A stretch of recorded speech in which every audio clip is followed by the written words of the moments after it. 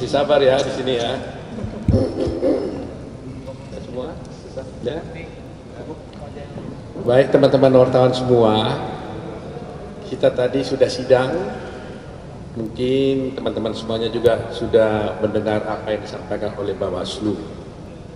Terus terang aja kami merasa agak sedikit lebih optimis lagi nih setelah mendengar apa yang dibacakan oleh Bawaslu. Anda sendiri bisa lihat kan, banyak laporan memang ke Bawaslu dan semua sudah diproses oleh Bawaslu, tapi ternyata laporan itu banyak sekali yang berhenti karena tidak memenuhi syarat material ataupun syarat formil. Jadi sehingga seandainya pun rupanya kasus ini memang Mahkamah Konstitusi berwenang, seandainya, kami kan bilang bahwa MK kan tidak berwenang menangani perkara ini. Tapi seandainya pun berwenang, ternyata juga tidak bisa dibuktikan karena tidak ada TSM itu tadi. Itu very clear tadi kita lihat ya. Bayangkan ratusan itu yang ribuan malah ya laporan-laporan diproses Bawaslu, tapi ternyata setelah periksa itu terhenti. Ada yang diproses kepada penyidik, ternyata juga tidak terbukti. Jadi apa yang dikatakan bahwa ada kecurangan itu ternyata tidak benar ada. Dan itu jawaban Bawaslu. Dan kami akan pegang terus ini kan. Dan itu documented ya. Itu dokumentasikan, nggak bisa dibantah oleh siapapun. Itu yang pertama. Kedua, tadi mungkin ada isu tentang adanya permohonan dari pemohon satu agar memanggil para menteri-menteri yang terkait, termasuk menteri sosial dan sebagainya. Terus terang aja, kami tadi menyampaikan pendapat bahwa seharusnya ini tidak terjadi. Kenapa? Karena ini adalah sengketa. Sengketa dua pihak. Jadi kalau ada sengketa dua pihak, maka berlakulah asas yang sifatnya universal. Disebut actore incumbit probatio. Kalau di dalam buku perdata disebut di pasal 3 hayer ini. Artinya, barang siapa mendalilkan sesuatu, maka dia harus membuktikan dalilnya. Dan barang siapa menyangkal sesuatu, maka dia harus buktikan penyangkalannya. Jadi istilahnya adalah, terutama adalah burden proof-nya. Kalau you mau buktikan sesuatu, you cari buktimu. Gitu loh. Jadi jangan dia datang ke pengadilan, Pak Hakim, saya ini benar, tolong Hakim panggil si Anu. Itu nggak bisa. Ini perkara interpartes kan, dua pihak. Lain halnya, kalau sengketa ini umpamanya pengujian undang-undang, pengujian norma, mungkin dia bisa minta, tolong minta ini. Itu mungkin karena sifatnya adalah permohonan pengujian undang-undang. Tapi perkara yang namanya sengketa nggak boleh. Coba umpamanya dia minta menteri, kalau kami nanti minta tolong Megawati, Ibu Megawati dipanggil, terus nggak habis-habis kan? Bagaimana? Kalau mau dikabulkan menteri, kami juga kan bisa minta tolong Ibu Megawati dipanggil. Mau nggak? Kan begitu persoalannya kan? Nah, kalau umpamanya permohonan dia dikabulkan, permohonan saya dikabulkan, hakim kan kami merasa tidak adil dong hakimnya. Nah ini very important gitu, sangat penting.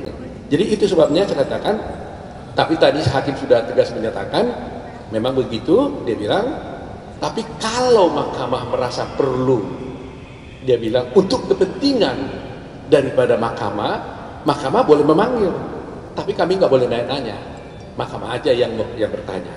Karena itu diperlukan untuk kepentingan dia, agar dia bisa menerapkan hukum dengan baik. Tapi bukan untuk kepentingan para pihak yang ingin membuktikan dalilnya. Jadi sekali lagi, kalau you gugat, buktikan dalilmu. Kalau ingin buktikan dalilmu, cari saksimu. Panggil saksimu, bawa sendiri saksimu. Itu kira-kira hukum yang berlaku. Saya kira itu saja, terima kasih. Pak Oto, selamat malam, Putu dari Kompas TV. Sedikit aja Pak, tadi kan dibilang bahwa memang ini beda urusannya lah kalau dibilang harus menghadirkan menteri dan harus dibuktikan dalilnya sendiri. Tapi jika seandainya nanti memang dihadirkan 4 menteri ini oleh majelis, gimana tanggapan kubu 02? Takutkah atau tetap percaya diri? Dengan senang hati.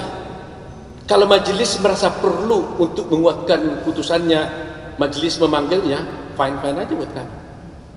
Demi keadilan, demi hukum, kami tidak keberatan. Tadi kan saya katakan tidak keberatan, kan? Saya akan menyatakan mohon dipertimbangkan. Dan hakim sudah menjawab, kalau diperlukan oleh majelis, kami akan panggil. Saya serahkan dan saya percaya kepada Mahkamah Konstitusi. Gitu. Silakan Pak Fahri.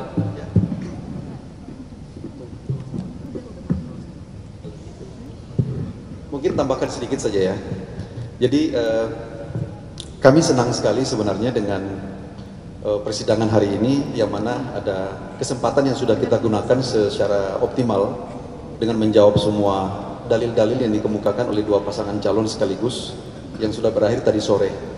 Dan yang paling menggembirakan malam ini adalah keterangan dari Bawaslu, sebagaimana yang kita sudah saksikan, semuanya clear sebenarnya.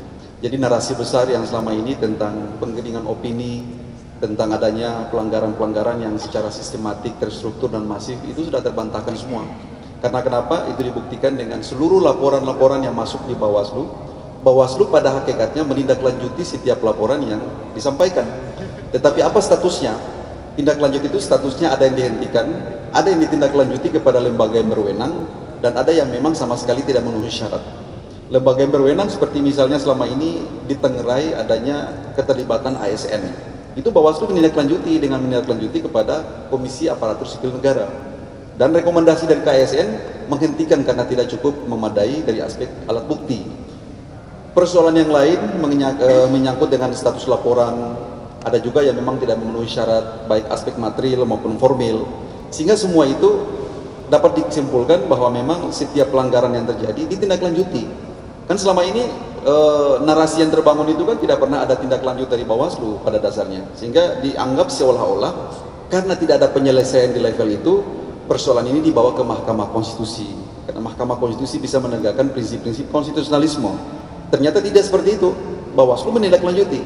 Banyak sekali laporan-laporan ditindaklanjuti dan tidak bisa dituntaskan. Bukan salah Bawaslu, tapi pada dasarnya memang tidak memenuhi syarat. Jadi sifat daripada laporan itu memang tidak memenuhi syarat, baik aspek material maupun dari aspek formil. Dari sini kita berkesimpulan untuk sementara, walaupun belum masuk pada sisi pemeriksaan persidangan, pokok perkara, pemeriksaan alat bukti dan seterusnya, tapi kami meyakini sungguh bahwa memang ada harapan besar bahwa perkara ini kurang prospektif untuk nantinya seperti yang diharapkan selama ini, bahwa nanti mahkamah akan membuat terobosan-terobosan besar, menciptakan rescinding dan seterusnya, kami meyakini tidak sampai ke sana. Ya, jadi itu saja mungkin yang bisa kami tambahkan dari yang disampaikan Profesor Otto Hasibuan. Mungkin ada yang mau ditambahkan, Pak? Silakan.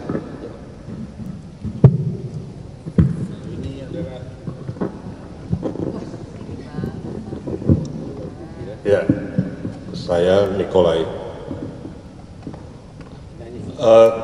Begini, jadi kami ini adalah pihak yang pernah kalah 2014-2019. Biasa, kalau ada narasi-narasi pihak yang kalah itu biasa.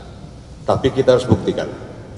Tapi manakala kita tidak bisa buktikan, ya kita terima kekalahan kita. Jadi kita tidak harus cengeng, kita tidak harus menyalahkan orang lain. Ya kalau memang kita kalah, ya sudah kita kalah, kita terima. Dan kita pernah mengalami itu, makanya kita ya senyum saja, dijogetin aja lah. Oke, makasih. Baik, terima kasih ya.